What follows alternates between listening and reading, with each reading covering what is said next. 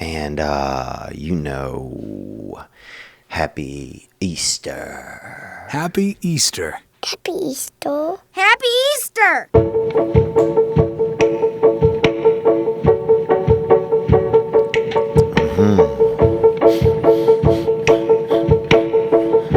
That's it. That's it.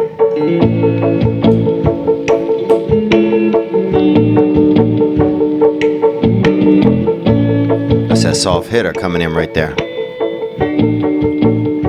Oh yeah. That's something.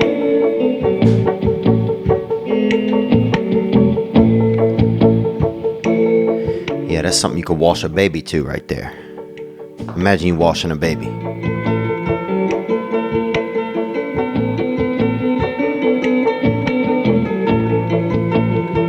A baby you know, not just a random kid. Imagine that. Let's go back into the music. Oh, you might even scrub under that baby's arms. This is that kind of music.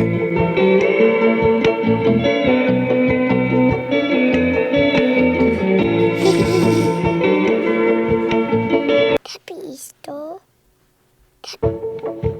That's it. That's it. That's how you keep that baby clean right there. You got to put on good music. You know, my mother used to wash me sometime when I was young to Bryan Adams. I remember when I was young, my mom would put us all in the yard sometimes. You know, if we'd been out playing in the mud or just, fighting, or sometimes people would in our neighborhood would burn stuff in the ditch. And, and after the, couple days after, whenever it was just a bunch of ash in the ditch or, black ash or something in the ditch, we would do this thing called dirty donuts where we would put like water all over our skin and get out in the ash.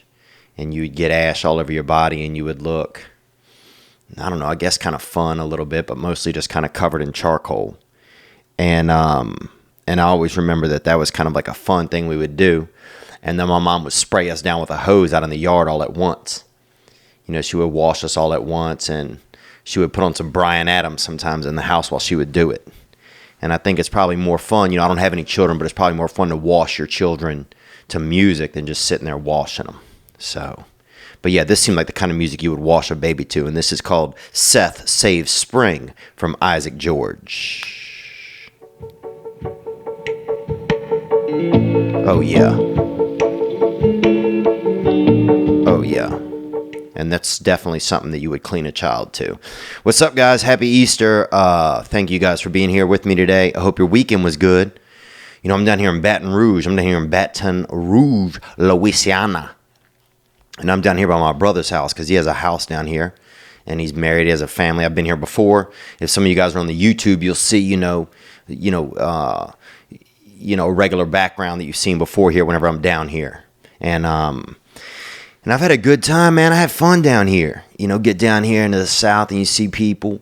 Had enough cake today, and you don't want to. The thing is with me, I'll tell you what happened with me and desserts. Okay.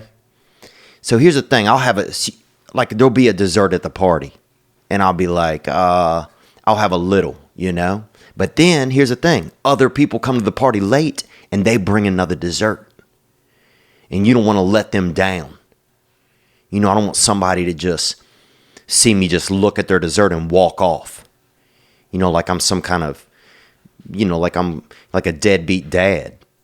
Like I'm some kind of deadbeat dessert dad, who just looks at his son and just walks off or moves away, moves to Akron or, moves to, Norfolk.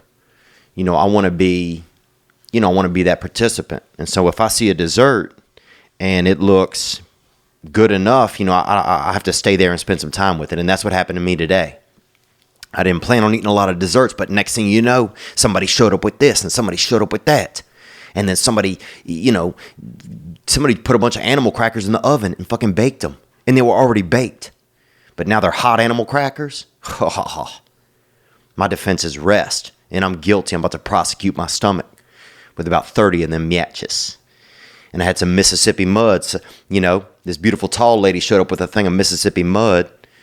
And I mean, god dang, that thing was, this dessert container was probably a foot deep. I mean, you could have got stuck in there. You could have lost a friend in there if you had a small friend. And so I had some of that. And next thing you know, I've only had about a little bit of regular food, maybe a small cut of ham. I think I had a small cut of ham and then probably 19 desserts.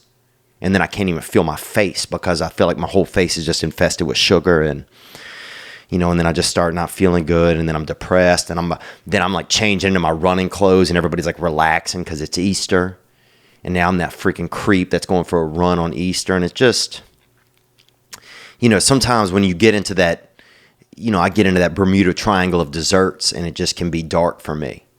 It can be really, really dark. So usually what I'll do is just decide, today I'm going to eat whatever. I'm just going to go like that. And I wish we didn't even care about what we ate. I think there was a long time ago, probably back in the old days, now everybody's so concerned about their diets. Everybody's on a diet. I'm on this. I'm on Atkins. I'm on Jerry Atkins. I'm a senior. I'm on keto. I'm on Keto Kalen. I'm on, I only eat cheeseburgers during murders. Everybody's on something. I'm on vegetables. I'm on, broccolini. I only eat by my stepmother's house. My buddy told me he's on that diet. I'm like, that's not a fucking diet.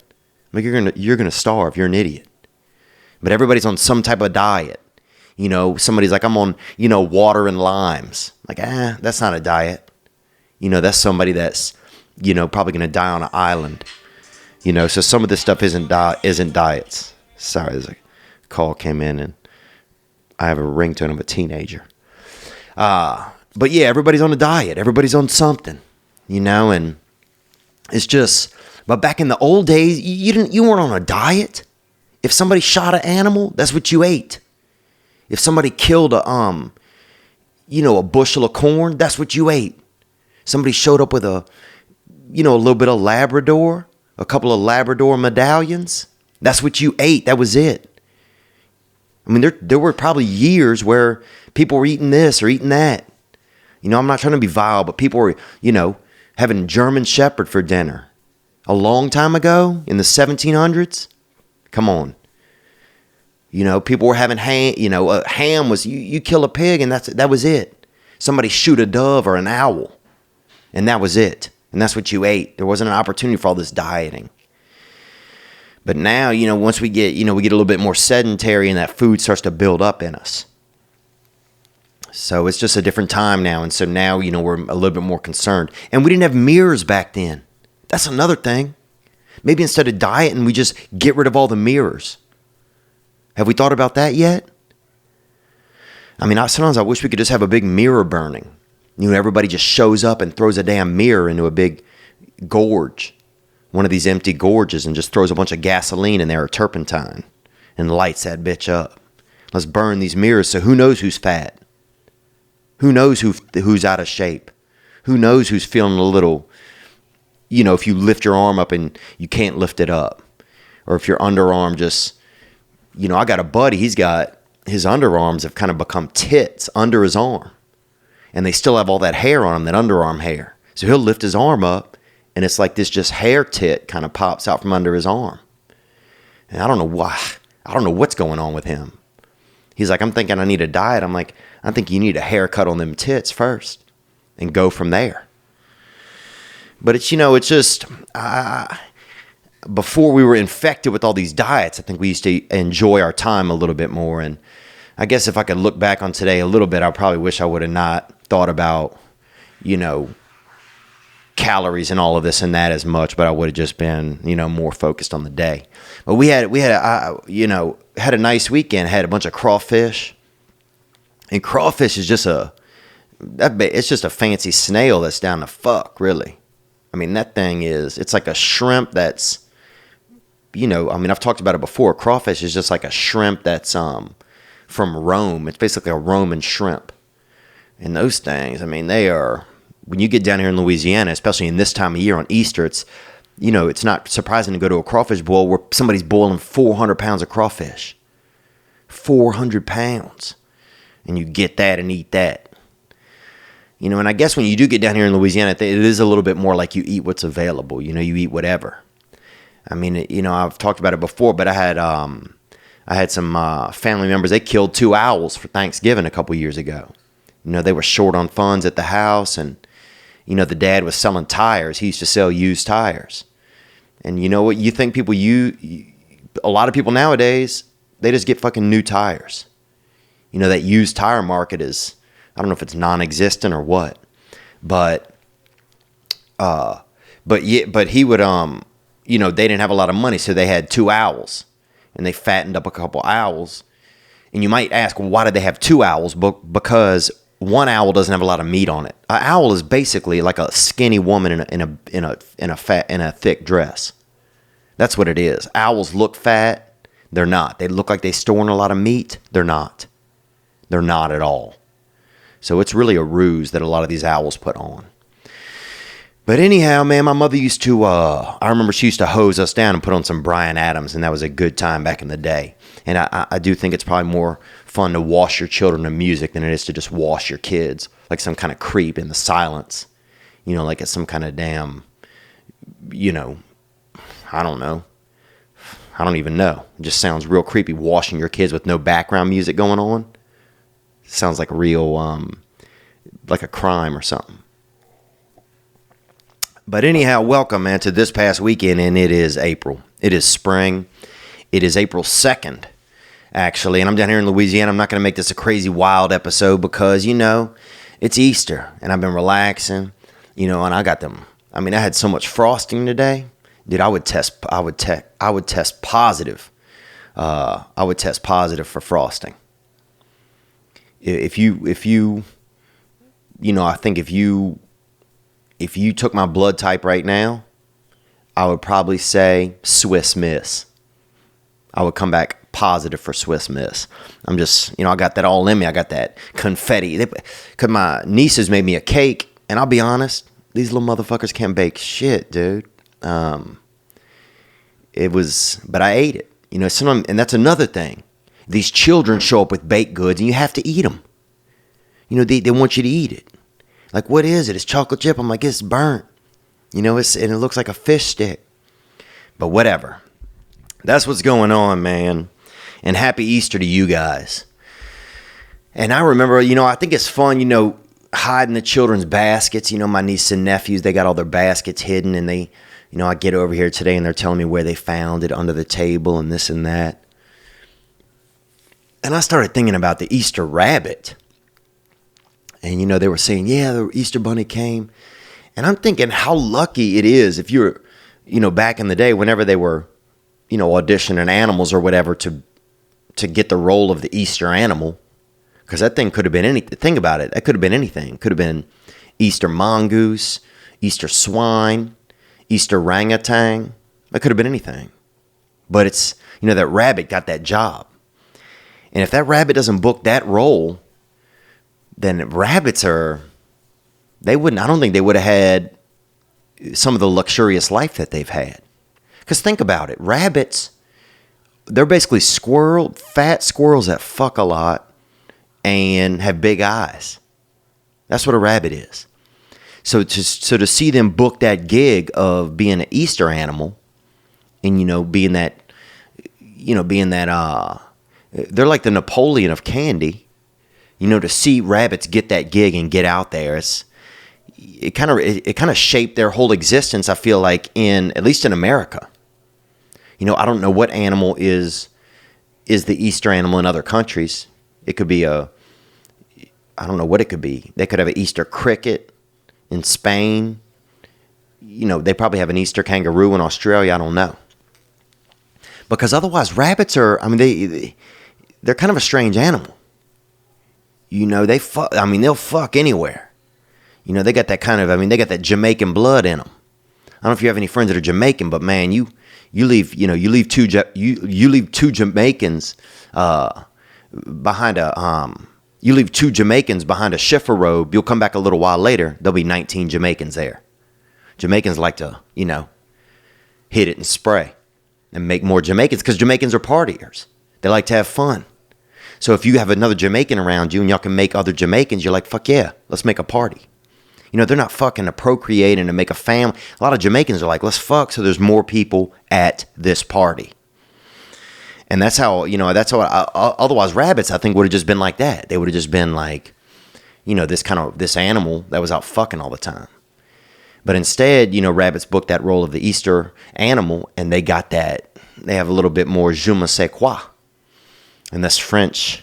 What does that even mean, je ne sais quoi? I think it means French for like pomp and circumstance. So, but that's a lucky animal because it could have been anything. It could have been, it could have been a frog. It could have been the Easter frog. And that would be probably creepy to think for kids, but in some places that's probably normal. In Germany, it might be an Easter frog. I don't know what some of the other countries do. But I grew up, I remember, I didn't see a lot of stray rabbits until I worked on a farm. I used to work on a farm outside of Faraday, Louisiana, which is where Jerry Lee Lewis is from. And I didn't see a lot of stray rabbits until I worked up there. And I do remember actually when I was really young, they had a girl in our neighborhood, this girl named Doris, Splashy Doris, people used to call her, because anytime it would rain and there would be puddles out on the street or whatever, she would go out there, this little see you next Tuesday, you know what I'm talking about, coont. She would go out there and put on these big boots, her dad's boots, her stepdad's boots, or some man's boots that her mom was banging. And Splashy Doris would go out there and splash in all the puddles until they like dispersed. It was like she wanted to get rid of the puddles before the rest of the kids could come enjoy them. It was kind of, she was kind of like the British. She wanted to show up and like, ravage everything and get all the joy for herself. So she, Splashy Doris would get out there and just splash these puddles in the, smithereens. And then by the time we got out there, we're like, where are all the puddles? And Splashy Doris would be in the distance, just, soaking wet head to toe, but acting like she ruled the world. But they had a bunch of, not a bunch, but I would say maybe they had about 19 or maybe 30, maybe tall rabbits that came through one year. I don't even remember. I think it was like a cold year. And a lot of tall rabbits came through, and she had a lemonade stand, this girl Doris. So she's out there selling lemonade or whatever, and she had a brother. He was, this little fucker. He wasn't much. I mean, he was you kind of didn't even care if he grew up or not. He was like that. And these rabbits, next thing you know, just attacked this fucking lemonade. And I don't know if these rabbits were from, if they had kind of something in their system where they wanted that lemon or they wanted that sugar. But until you've seen about, 19 or maybe even 30 rabbits fuck up a couple of kids, I mean, you haven't seen that much. You haven't seen some of the joys in real life. I mean, one of the greatest joys is watching a big girl eat a snow cone in the rain. And boy, if you haven't held your body to that, then what have you done? Thank you guys for being here with me, though, man. It's nice to just kind of sit and reminisce. It's been a long day, man. I ate so much food and junk, and I had just a whirlwind of days. I started off in New Orleans and then went over to Mandeville, which is I got some family, and then came here to Baton Rouge, flying back to Los Angeles tomorrow.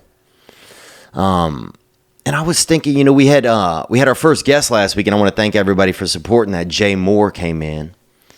And a lot of people, first of all, it wasn't easy getting Jay Moore in. I was excited that he came. It wasn't easy. But I was excited that he came, and we had a nice time. And I was nervous. Dude, I was so nervous. And I was nervous sitting there just like, because I haven't had anybody in the new studio. Usually I record by myself. So to even have somebody there but Jay was really cool. He was nice and friendly, and I was glad that, that I made it through that, because I had a lot of anxiety about it. And I don't know if my anxiety is that I don't know what to say, or I think honestly a lot of my anxiety is that I'm not going to be smart enough to be in a conversation. I think that's where a lot of my fear comes from when I think about it.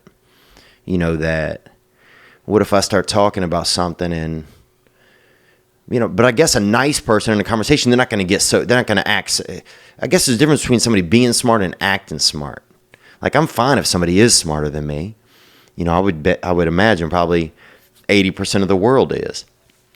But if somebody acts real smarter than me, they're straight up hogwarting on me, and I'm just trying to survive, then that, I guess that's some of my fear, is that I'm going to be in a conversation and just trying to, keep my head just, it's like trying to just grasp for air.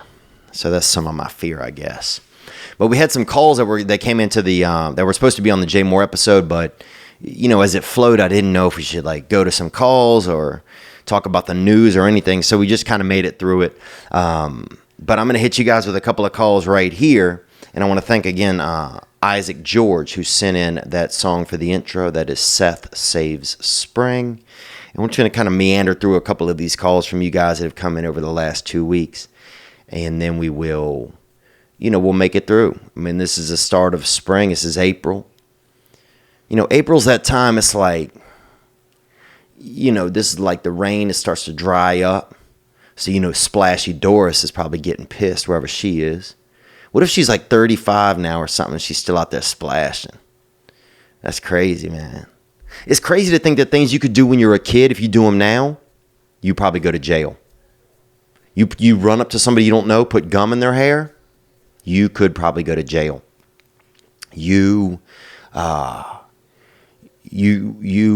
What else do kids do now? Just throw rocks at an abandoned house as an adult? Well, I guess even if you do that as a kid, you could go to jail. What else do kids do now? Oh, just throw a tantrum at the mall? You lay down at the mall, pull your pants down, and just scream on the top of your lungs? You probably go to jail or get picked up by a shady man, but probably go to jail. Here's a call that came in right here, man. I'm going to hit this hotline. Here we go.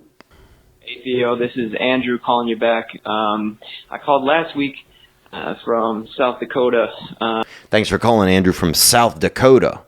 And I think I've been to South Dakota. I believe that's the Black Hills are over there. And you guys have that Mount Rushmore. And Mount Rushmore, they should diversify it a little bit. I think they need to throw on, they need to throw on some diversity on there. Chisel a couple more heads on there. Or at least make it so that some of the founding fathers that are up there, maybe you put a T-shirt on them. One of them is wearing like a Manny Pacquiao shirt, and one of them is wearing, like a Carl Lewis or an Usain Bolt shirt. And, at least add some diversity to the environment over there. I think that'd be pretty cool. But let's hear more. Andrew, thank you for calling. I'm telling you about my brother and I's weekend rock climbing, and when you were asking about who listens to your podcast, first a little bit about me. I'm my doctorate. I'm a nurse practitioner. Are you an NP? I think that's what it's called. I just guessed. But you're a nurse practitioner. And I think, I don't know if I could be a nurse because I couldn't take blood out of somebody's body and not want to put it back in. I'm the kind of person, if I take it, I feel like I should return it. And even if they're like, no, I want to get it tested, I want to donate it or whatever, I feel like I would try to sneak back in the middle of the night, or if somebody was in a coma, and, shoot it back into them. So that's one of the things I think I would struggle with as far as nursing goes. Because a lot of these nurses, they take your blood out, and they sometimes they'll mail it off to a lab. I'm like, what? Are you some kind of Postmates vampire? You fucking mailing people's blood around and acting like you're normal and going home and feeding your kids Chef Boyardee? Something isn't right. Thanks for calling. More? And I work in a family practice clinic in South Dakota. So, I have patients from 2 years old to 102, and we just, we see patients and manage their medication. This evening when my call was on, I got a call from my mom. She's 48 years old, and she's a nuclear medicine tech. Oh, and apparently that nuclear medicine tech likes to meet some men, because if she's only 48 and your mother's calling you and you sound older than 17 or 18, you sound like a damn adult, then your mom was cracking eggs early. Let's go. More? Lo and behold, she listens to your show, Theo. She called freaking out. I had no idea that she listened to the podcast. She called freaking out, saying, "Was that you calling in?" And so that's kind of cool. You got a mom-son duo listening to your podcast every week. Oh, that's a cute thing, man. I appreciate you sharing that with me. And happy spring to your mother, because I'm sure she's probably listening as well. I got to see my mom today here at Easter, and I got to see my mom, and we had a kind of a sentimental moment, actually, making me think about it, Andrew. So I appreciate you sharing this, because now you're making me think and making me feel a little bit. My mom I was saying bye to her today, and I was talking last week with on the Jay Moore episode about how, my mother and I never laugh, and I don't know if we ever have. It just, things were just stressful when I was young, and so it's just, there wasn't a lot of humor, there wasn't a lot of free joy around the house. And the TV shows we watched together, we watched America's Most Wanted, and we watched Unsolved Mysteries. So I went to bed in straight up fear. You know what I'm saying? I'm wrapped up in the dark arts. My whole brain is just clouded up in that shroud of murder and espionage and, long lost family members and Amelia Earhart. I mean, I swear to God, every episode of Unsolved Mysteries was about Amelia Earhart. And you know that. And it was kind of wild. I was saying bye to my mom today. And, sometimes I wonder, because I haven't, I do always, I wasn't the most happiest about my childhood. I didn't, my childhood didn't leave me with a lot of positive feelings inside of myself that prepared me or made me feel comfortable as I became an adult. They did not. Whatever happened when I was young, it just left me with a lot of self-doubt, a lot of insecurity, a lot of self-worth issues, and things that I still battle with. I'm fighting. But, as I've gotten older, I realized that a lot of that was because of my upbringing. It's just, and I believe that my mother probably did the best job that she could, and so I started to worry recently, well, do I, am I ever, even without knowing it, am I ever, just, have I let my mother know that I'm, grateful, that I'm, even if my mother never did anything for me, at the very least, somewhere inside of me, I have to be grateful that, which isn't true. I mean, my mother did a lot for me, but that I'm grateful that she made me, and so whenever she was leaving today, she gave me a hug, and I didn't let her go. I just held on to her, and I rode through that moment of uncomfort where you would usually, it might be a little uncomfortable. And then we were in second hugs. Now we're on that second hug. I'm starting to get second hug syndrome where you stay in a hug too long. And we need to do this video, and we thought about doing it last year, where you hug a family member who doesn't like you, and you got to hold on to them for 8 seconds, and you record it, and whoever does the best one, we give them a prize. And we're hopefully going to do that again soon, because nobody sent any videos last year. And that's that new professional bull riding, hugging a family member that doesn't like you for 8 seconds. How long can you stay on? But so I hugged my mom, and I stayed through that first uncomfortable moment, and then I'm riding a second hug. So we're now, me and her, drifting into some, some new areas in that second hug. And then I stayed through that second hug moment where, a hug's going on too long. I was like, I'm fucking staying in this hug. And I stayed through into that third hug, and I could feel her. She started to hug me back a little more, and I knew that, I just knew for a second that she knew that this was, just kind of a different moment. I was just trying to create a different moment, because I'll just get used to doing the same moments. The ones that are comfortable, the ones that are comfortable. The ones that are comfortable, maybe not even in a positive way, but just ones that are comfortable for me that I'm used to. And so I was like, I'm going to change, I'm going to ride through a couple of hug breaks. And then, she was leaving, and I just told her, I said, I just wanted to thank you. I just, sometimes I don't know if you know how much I care about you. And sometimes I feel like I get so caught up in dealing with some of my feelings from growing up, and, and some of the problems and shit. I feel like, because I know I get emo on this. I know I get emo out here with you guys. But sometimes I feel like I deal with some of that so much that I forget, that maybe I don't let you know that in addition to me, figuring some of this out and thinking about it, that I have always really cared about you. And, because that's true. I mean, even there are times if you don't get along with somebody, or you even can't stand them, or, in your life, there's probably a part of you that still that cares. Because you wouldn't have as much invested on the other side if you didn't think there was something real positive to gain on the positive side. I'm probably not going to hate somebody unless I feel like, man, if the tables were turned and we were in a better position, then I could really like them. But so I appreciate you sharing that moment, Andrew, because, it's nice. I think that's cool when you find out that you and your mother have some connection. There are things that you guys like together. I mean, it's wild. I still like Bryan Adams. I still like Bryan Adams. Everything I do it for you. And because, we used to clean the house to that. My mother used to make us clean the house to that, and she used to spray us down, spray that soot off of us. And we would we looked like we were from another planet. Because when you get in those ditches and you got all that ash, you get the black and you get the gray. And so you could do some stuff around your eyes, like, make a gray mustache, or, we look like little, just like licorice critters when we come out that ditch. And Mom, we'd get to the door and be like, oh. And my mom would be like, what the fuck? And she'd spray us down. And that was a good time. But I appreciate you sharing that moment that you and your mother. Hey, you guys are listeners, and thank you. Thank you, Andrew. And I hope you guys have a beautiful spring over there. Let's take this call. Came in from Jeremy. Jeremy, here we go. Theo, this is Jeremy from Jersey. I just want to tell you about my past weekend.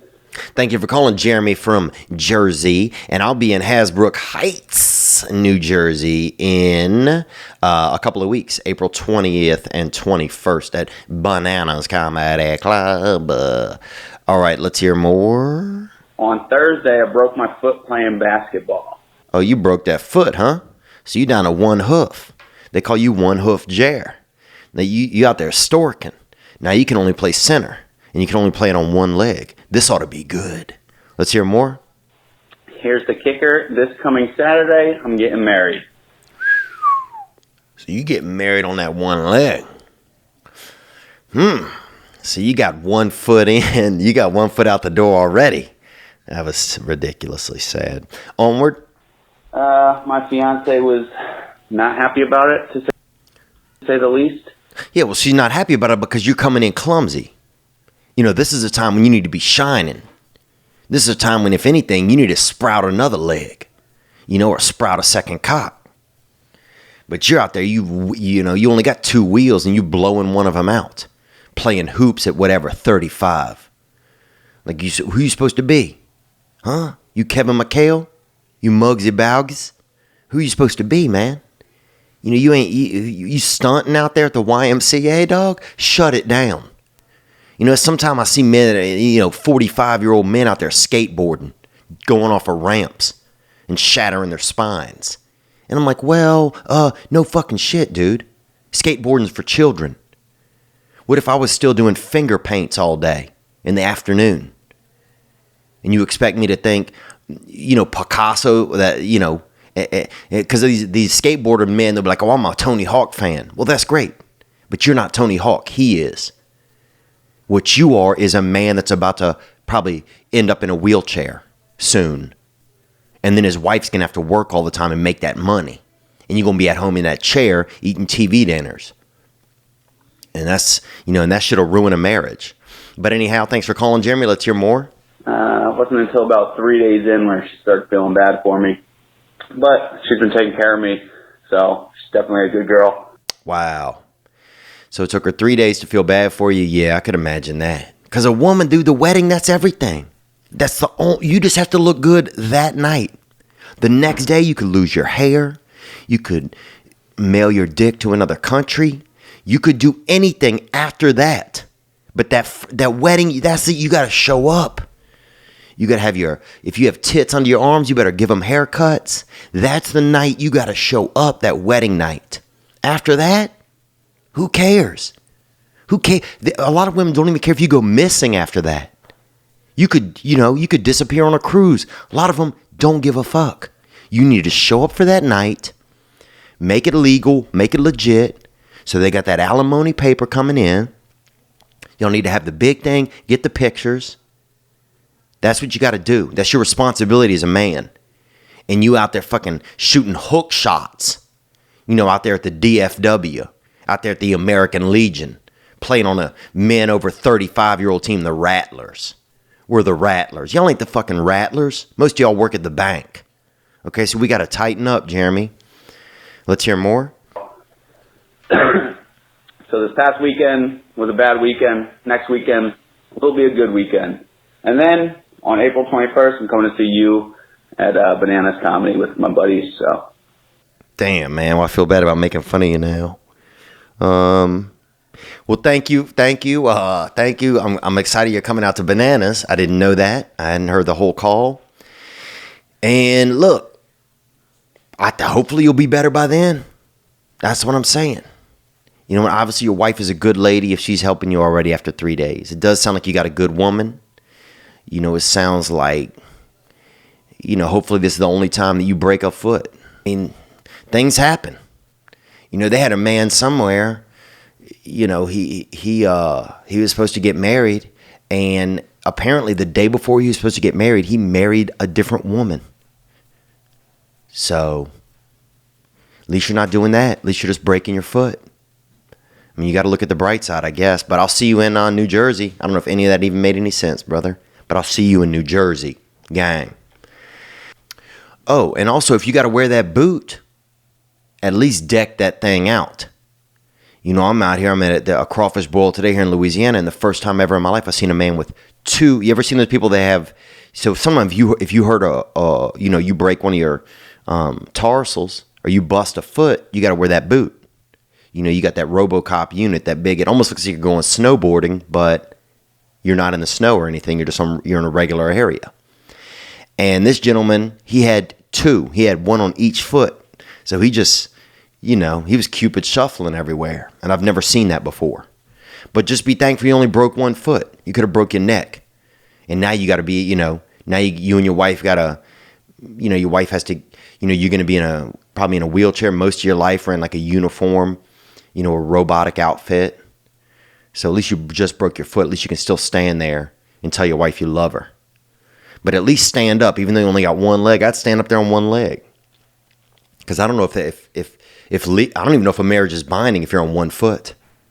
You might be able to, loophole your way out of that if you have to. But she sounds like a good woman, and I'll see you in New Jersey. Let's take another call here. Here we go. What's up, Theo? It's Joe from Pittsburgh. Joe from Pittsburgh. Thank you for calling, Joe. I caught pink eye up there in Pittsburgh one time from a blowjob, actually, and that was a long time ago. Let's hear more. I'm just wondering if you're still doing that meditation, masturbation, where you're jerking off 50-year-old ladies in their apartments on Wednesday mornings. Well, that's not exactly what occurred, Joseph. So, if we want to look at facts, let's look at facts. And you're talking about orgasmic meditation, and that is a kind of a seminar group that I got involved with, where some people know about this, some people don't, but you can look it up. It's called orgasmic meditation. And it's where you meet up with people and you pleasure them with your hands. You pleasure a lady, and they spray out kind of or whatever, and then you leave. And it's like supposed to like boost everybody's spirits. And that's sort of the abridged version of it. And I'll tell you more about it another time, but I'm in my brother's living room right now, and they got children around in the distance. Some of them are asleep, but you never know when you talk about the dark arts, if the words will just kind of creep out of your mouth into their into their resting brains, and I don't want to be a part of that. But thank you for asking, Jeremy and Joe, and I will do that. I'll talk about that at a future spot. Here we go. Let's go to another call, man. I'm sorry, I'm just jumping into the calls here. I know it's just I'm literally here at the dining table in my brother's place, and I don't want to. You just don't know if my voice is battering around the house and keeping people up. Here we go. Hey, Theo, my name's Lee. I'm from Kingston, Ontario, Canada. Lee from Kingston. Thank you for calling me, man.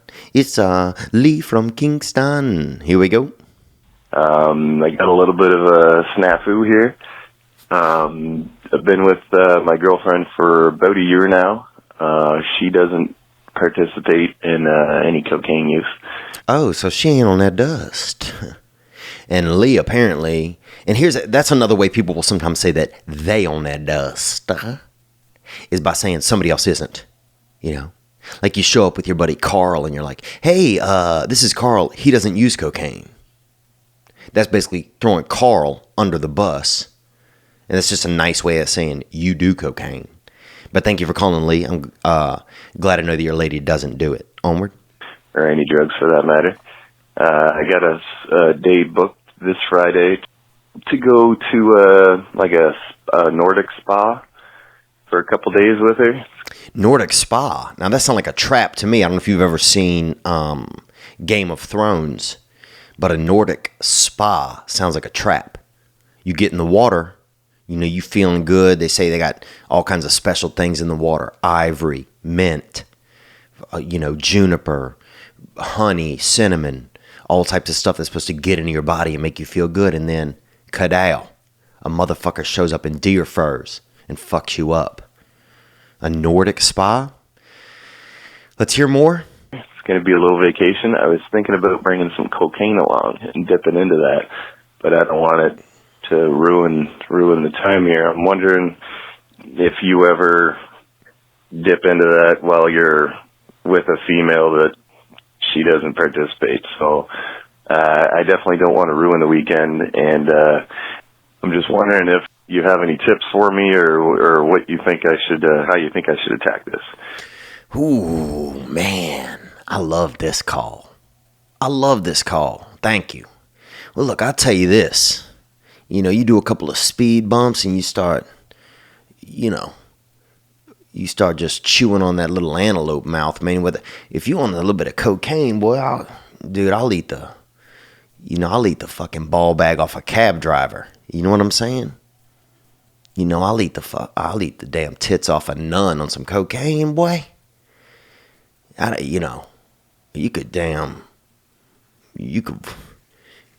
You could wash somebody's ass with your teeth. You know, I'm not trying to be too loud in here because they got family in the distance, but boy, you kidding me? But don't take a bunch. Don't get a bunch out there, because you start doing a bunch and you're sitting in the hot spa and you start getting dehydrated and your heart's beating fast. That's awkward. You're going to be like a senior citizen then. But you got to, maybe do a bumper here then, chew on that freaking little sugar spout. Do what you got to do. Because that thing, that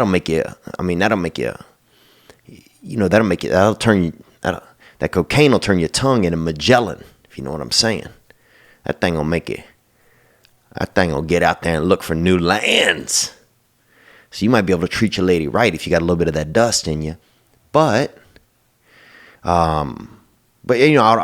just be careful. You don't want to pressure her into doing it. You got to be careful if she don't taste it on your mouth or your face either. And your face can't be getting all numbed up, and you guys go to dinner, you order a bunch of soup, or you order some crab, and you try to, you start, just face fucking a crustacean. Like, I've done some crazy shit on some cocaine at dinner. I tried to eat a roll one time, a bread roll, and I was so coked out, man, I couldn't even, I guess somewhere in my head I felt like, man, I have to finish this roll. Like, everybody at the table is going to think it's weird if I don't finish this bread roll. And that wasn't true. I thought that in my own head. So I'm just trying to shove this, and it got to the point where it was just me against this roll. It was like a competition. It was just me against this roll. Nobody at the table even gave a fuck in the beginning. But by the end, they're like, Jesus, this dude will not let this bread go. And I was trying to get that bread into me. So that kind of stuff can happen. You just got to monitor what's going on. So I think, have a little hit here, have a little hit there. But don't get grammed out. Don't get grammed out and start, abusing your lady, or, trying to start a threesome with somebody, the cleaning lady, or that kind of shit. That's the thing. Cocaine, you'll have one plan. You'll have one plan, but the next thing you know, you do too much. You got 90 plans. And you're naked and you're in a room by yourself somewhere. You in the broom closet. And you got 4 of your fingers in your ass. So just control yourself. Control yourself. Because some people, they can manage their drug use. They can manage their alcohol. I cannot. I cannot manage my drug use at this time in my life. But thank you for calling there, Lee. I appreciate that. Also, I want to remind you guys that this and every episode is brought to you by Gray Block Pizza. Gray Block Pizza. Think of if you were just trapped on a desert island and a plane flew overhead and something fell out of that plane and it landed right in your mouth. That is Gray Block Pizza. That's the magic of it. And that's at 1811 Pico Boulevard in Los Angeles. And you could be blind, or you could be deaf, or you could have super senses and superpowers. Gray Block. Get that hitter, son. All right, let's take this call right here. And I'm going to let you guys know, too, I got a couple of dates. I'll be in Tampa this weekend. So come out to Tampa, the Dark Arts Tour. We're going to put those dates up soon. Got a lot of neat cities that you don't know about yet that are going to be on theovon.com/tour, TOUR. Here we go. Let's take this call here. Hi, Theo. My name is Rebecca. I'm calling from Virginia. Hey, Rebecca, and thank you for calling. Happy Easter to you. However, I went to middle school in Belle Chase, Louisiana, if you are familiar with the area. Oh, yeah, Belle Chase, boy. My a friend of mine I don't know if he got rabies, but he got bit by something pretty heartily over there in Belle Chase one time. And that's the kind of area where anything could happen. A lot of stray animals and stray humans over there. A lot of adults sucking their thumb over there in Belle Chase. A lot of people doing flooring. People do flooring. They floor this. They floor.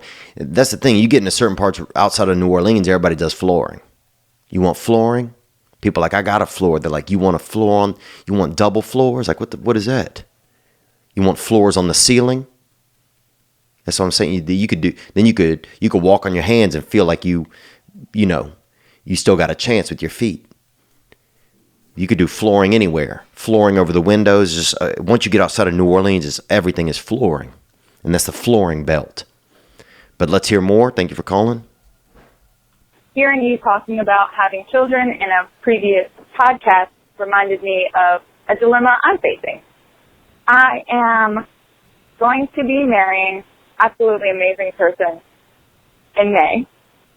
And, oh my gosh, I think about, of course, having a family with this person at some point. Oh, wow, that's a nervous feeling. For me it is, but let's hear more. But I kind of struggle with the idea of having our own children when the option of adoption is available. I think that there is a lot of ego that goes into having children, and I wonder if adoption is really the ultimate, action of love, sign of love. So I just want to know what your thoughts on that are. Thanks for calling, Rebecca. Yeah, that's I'm excited to hear that you found somebody that means a lot to you, and I wish you the best of luck there.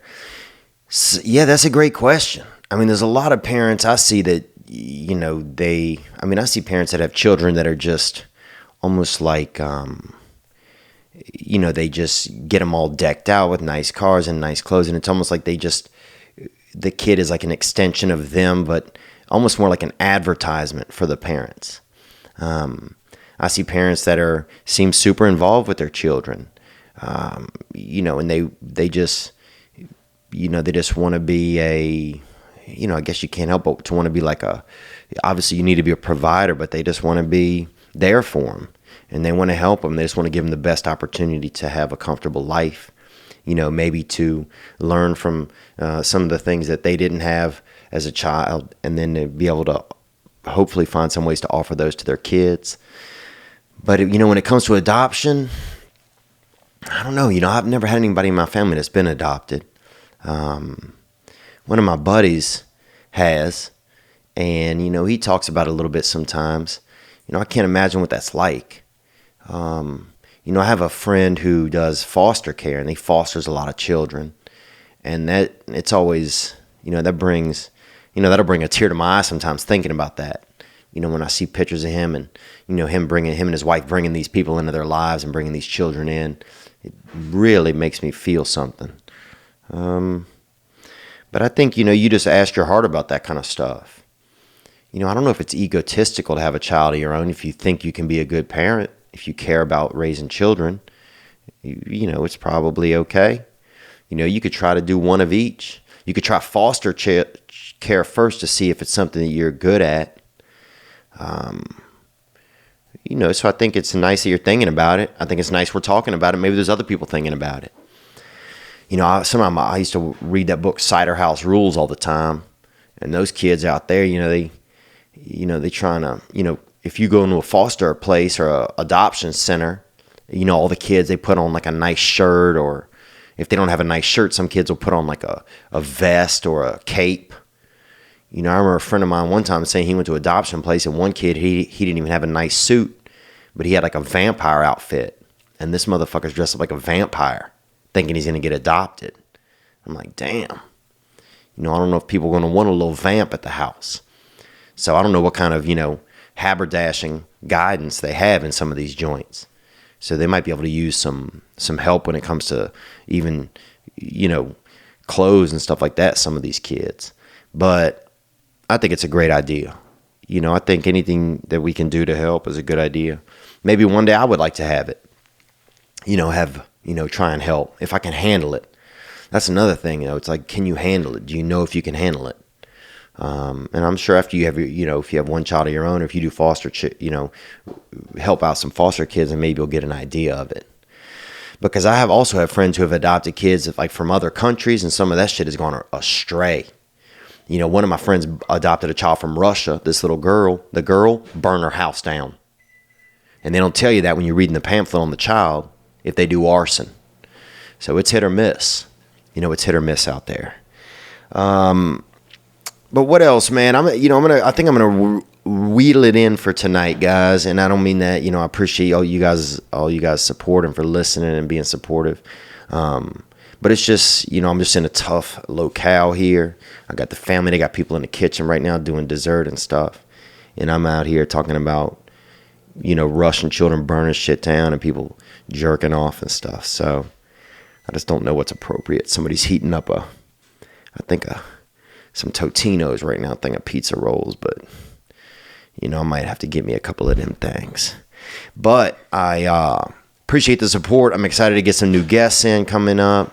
I'm excited to get home and get back into the studio and keep things moving over there. I want to thank you guys for just for tuning in this week and for being a part of things. I'm going to wish everybody a happy Easter.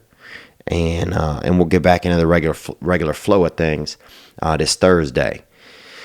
And also those episodes, it's going to be we're going to be going live too on Thursday, I believe, with Live Raise, and that's a new app you can check out. And I'll put the link to them in the episodes. You can just kind of see what they're about in the information. But thank you guys for all your support. Hope your Easter was great. Hope you got to spend some time with somebody you loved, or even somebody you hated. And if they were somebody you hated, I hope you held on them for 8 seconds. And I hope you caught a video of it, man, because I would love to see that. You guys be good to yourselves. I bet you deserve it.